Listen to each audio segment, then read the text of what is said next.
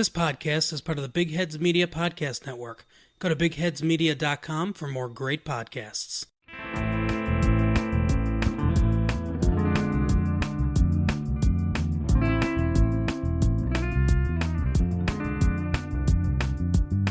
Five minutes till the main event. Is this the way my life was spent? Now the winter of my discontent is about to turn a new year. The minister, he's pleading me to save myself, he's reading me apocalyptic verses from a book.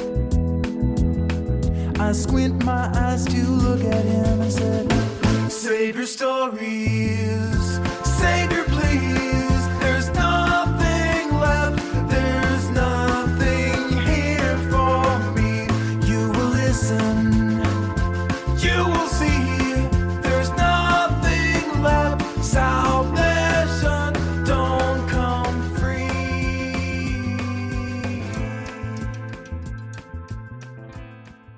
Hello and welcome to another episode of How Will I Die, starring Nicholas Howe. It's me, Nicholas Howe. Today we're going to be exploring two shorter deaths, but don't get it twisted because those deaths are just as good as a long death. Before we begin, let's go ahead and set up our nicks with some stats. So for the first Nick, he is going to be called Gaming Nick, and then the second Nicholas will be called Dancing Nick. Both Gaming Nick and Dancing Nick are both 19, fresh into college, and they are living their lives to the fullest. With that set out, let's go ahead and jump into the stories. Gaming Nick is a simple boy. He knows everything he wants in life, and the main thing that he wants is to play video games. The problem with that is, he's very broke. College is kind of getting under his skin as far as money goes. He figures he can win some cash. He's been playing video games. He enters every contest possible, so why not him? That's why, when he saw the advertisement online that said if he beat a world record in video game playing, he would be set for life. It actually said that, for life. And Nick was excited. Ecstatic even. He could play video games for the rest of his life and not have to worry about anything. All he had to do was complete this challenge. Something he was sure he's done before. After all, he's done a lot of competitions and challenges. The challenge, however, proved to be a bit more difficult. You see, Gaming Nicholas had to go to a gaming company's headquarters and basically act out a similar hands on a hard body situation. Now, if you don't know what that is, hands on a hard body is a competition where a car dealership will offer a free car to any person who can stay touching a car for, I think at most it's supposed to be 48 hours or something like that. I do believe that some hand on a hard bodies events have gone quite longer than that. I can think of one that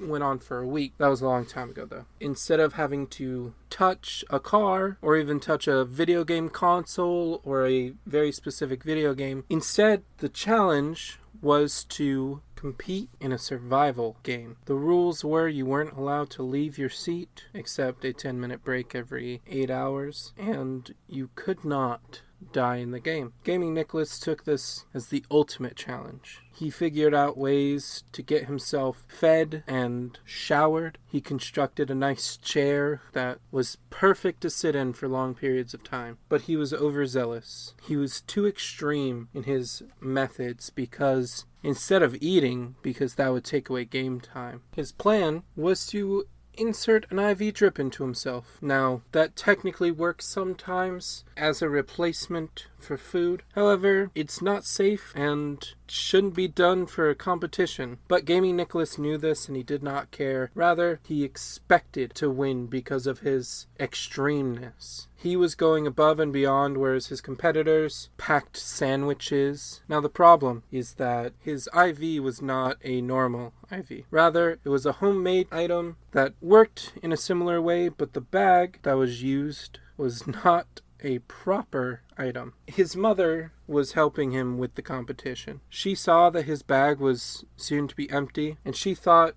he's been drinking a lot of water and not eating much. I should probably give him some food. Luckily, she had packed a can of tomato soup and was just trying to be a nice woman. she assumed that the cord went down into his mouth. She assumed wrong. So here was Gaming Nicholas playing the survival video game and being pumped full of tomato soup. As painful as that sounds, it was over fairly quickly as his body rejected the tomato soup, and eventually he just keeled over. The tournament continued around him as paramedics pulled him out and found a makeshift IV inserted into himself. And that's how Nicholas died, full of tomato soup, but in his veins. Dancing Nicholas is a bit more of a life liver. He would go out into the world and explore and just be a part of the world. One of his biggest things that he liked to do was to go into dangerous situations. And that's where we find him just before he dies. You see, him and his friends, Jeffrey, Danny, and Paulette, they all decided to go to an active volcano. Pretty cool, right? Nick thought so. So there he is at this volcano with his pals, his friends, his childhood chums. And he is just living his life, just enjoying the idea that anything could happen here. And it wouldn't matter because he was living his life to the fullest. That's really what it's about. That's really what he did with his life, was just live it. He's been skydiving. He's been Rocky Mountain climbing.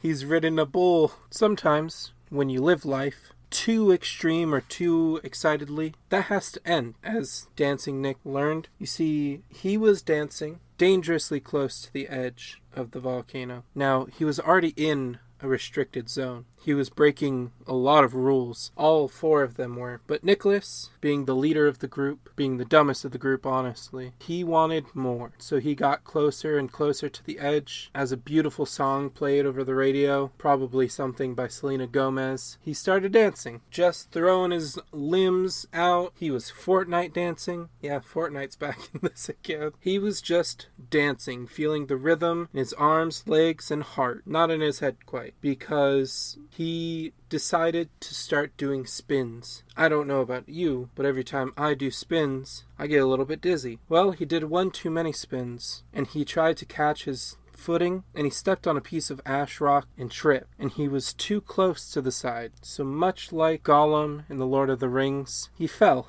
down into a volcano. Shockingly, when he hit the lava, there was quite a big splash. Some of it got onto the sides of the wall, the crater. Jeffrey, Danny, and Paulette ran to try and find Nicholas. They thought, oh, he's just hanging over the side, haha. They actually watched as he was submerged in the lava, screaming horribly, I might add, because it's a horrific way to die. But one of the last thoughts that he had as he was falling towards the lava was something that I think about to this day. He would be able to take that one chance in his life to drink the lava, and that's how he died. Dancing Nicholas dances with the lava no more. So sad that the many Nicks have to die, but they gotta do it for you, the listener. Hey, it's me, in the middle section, where I talk about things and stuff and things and stuff, and things and stuff. This week's episode is a bit shorter because I just started 2 jobs, and life is hard. I do want you guys to know that I'm very much so still making these, even though I waited till the last minutes of the last day of the week to release an episode this week, and I'm so sorry about that. I don't really have a valid excuse other than being very tired and just not having the energy to record an episode. Creativity is difficult. As a real quick thing, in addition to being creative with this just in general, I have a special plan for next week's episode. It's not a musical. I don't know why I'm saying that. Next week's episode is going to be a bit more scripted, and it's going to be very fun. I'm very excited for it. It's probably going to be a 2-parter or a 1-parter, and then I'm going to talk about it in the next episode. I don't know how I'm going to work it out. It's very fun. I'm very excited for it. Another thing I have to mention, because I'm going to mention it every time that I talk to you, is that I have stickers for you. I have a few dozen stickers and I want to get rid of them. I'm very tired and that's why I'm singing. So, if you want stickers, please just take them. Come to my home, enter my home, and take the stickers. Just kidding. Please don't do that, actually. If you know where I live, please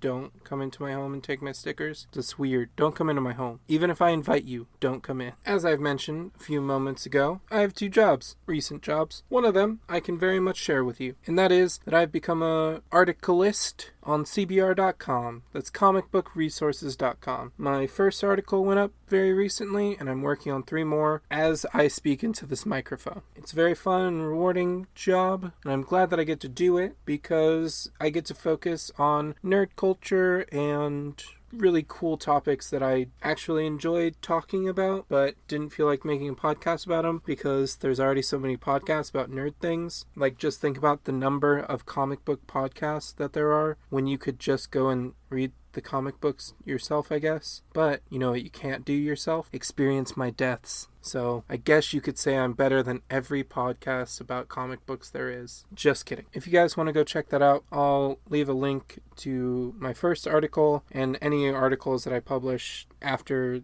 this one. I'll put a link in just so that if you guys want to check them out, go ahead and do that. I guess that's my first promo this week. My second promo this week, however, is for Ringside. So let's go ahead and listen to Zach and Kevin with Ringside.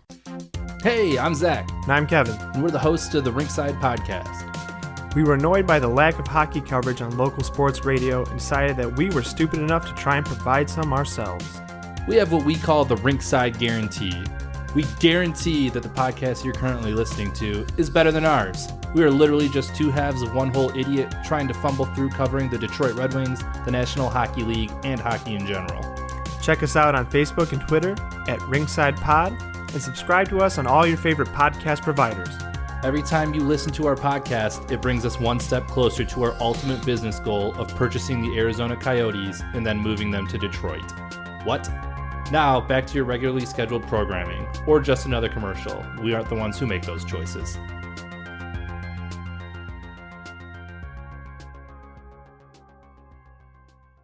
They're right. We're going back to the regularly scheduled programming. Enjoy the ratings and the look at the historical reasons why these 2 stories exist. Take it away, past me. The first story that we talked about actually happened. Not how I made it happen, because I obviously put my own spin of me on it. The actual event that happened is a lot worse, sadly. A woman who was, I believe, on life support in 2012, a woman by the name of Ilda. I'm not going to say her full name. If you Google the words injected with soup, you'll find many news stories about it. Basically, what happened was her nurse had accidentally, instead of injecting the food into the food tube that she was connected to, injected it into her IV. It's an incredibly horrible death, and it's very sad that it's a real thing that happened in life, but mistakes happen and we all have to move on in life. Sometimes a nurse accidentally puts a needle in a wrong tube. Sometimes a mom puts tomato soup in her son's veins. You never know how life is going to happen. Now, I should note that Ilda's case in 2012, she didn't necessarily die from the soup being injected into her. She died from an embolism,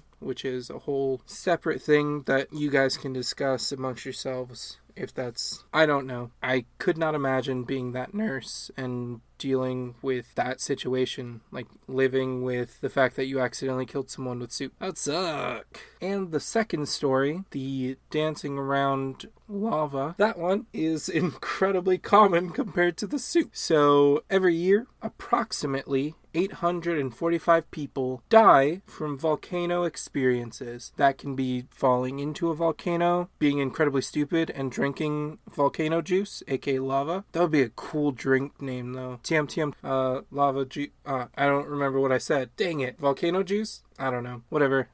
I've lost it, so you guys can take it. But it's wild that 845 people each year. That is a heck of a lot of people. I've definitely met at least 184 people in my life. All of them are now dead from volcanoes. It's interesting how common these things that I talk about in this show are. Sometimes a few thousand people will be eaten or crushed by machines, and then you get sometimes a single person who is injected with soup or who threw himself out a window. It's just interesting to me. So, that's it for the history. Let's go into the ratings. How likely are these two deaths? Let's start with, obviously, Gaming Nick. So Gaming Nick and I share a lot of the same qualities. We're both very lazy. I don't necessarily play as many video games as Gaming Nick did. I play some. I did spend a lot of my finals in my second to last semester playing Skyrim for the first time ever, and that was last year in November. I don't know. I don't think that I would ever purposefully set myself up on a homemade IV system, but I've done weirder things in my life, I think. So if I'm going to give this one a rating out of 10, I'm going to give it probably a 3. Add in the fact that I don't think my mom would pour soup into a bag that was attached to me in any way, because that'd be very stupid. Also, I hate tomato soup. Yeah, I said it. What of it? So, 3 out of 4 is my ranking on that. Now, the second story, I am much more likely to be stupid and do. I have been around a few volcanic areas, not necessarily at the very top because I'm not that dumb, but I have been around enough to know that I would be that dumb if I was given the opportunity. A few friends of mine I could see going to a volcano and going all the way to the crust or whatever it's called. I don't know volcanic anatomy. I don't know human anatomy either. How many bones are in the body? Like 236? I don't know. But I would probably do this one. So I'm going to say that this is... Oh, and I do have to re-mention, because for some reason I mentioned this in the first place, Selena Gomez song playing on the radio. Depends on the song, for sure. But if you give me the right Selena song, especially her early works, post-Disney, but pre, like, quote-unquote adulthood, I get down to that music. So this one, yeah, definitely 7 out of 10. Let's go 7 out of 10 for this one, 3 out of 10 for the first one. And that's going to be it for the stories. For this week's ending segment, I do not have anything prepared. I do not have a spam slam, which is very sad. I do not have thoughts on anything. So I will give you guys a clue as to what happens in the next episode. If you want it to be, it is a mystery. And that's going to do it for this week's episode. I've been Nicholas Howe. You know who I am, probably. Again, please don't come into my house, but that's gonna be it, and I'm gonna let you guys go about your days living like the last two Nicks can't. And remember, death is coming, so why worry about the inevitable? Focus on the possibilities. 5 minutes till they pull the switch. They say you'll only feel an itch, but they watch the catatonic twitch and the smoke that flows around you. There beneath the gamma rays, watch my soul just burn away. Oh, don't you even try to pray, my fate is predetermined. You won't see me